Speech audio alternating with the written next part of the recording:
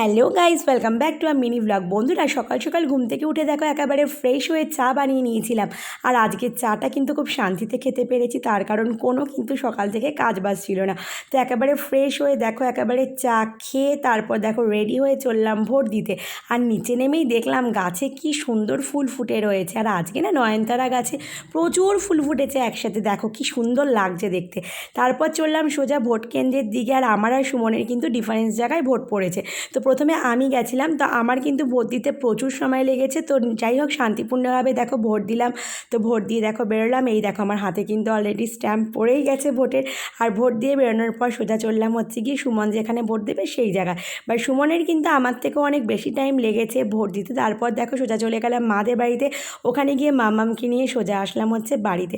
তো আমাদের মতো তোমরা কারা কারা ভোট দিয়েছো অবশ্যই কিন্তু কমেন্ট সেকশনে জানিও। মিনি ব্লগটা ভালো লাগলে লাইক সাবস্ক্রাইব করে পাশে থেকো।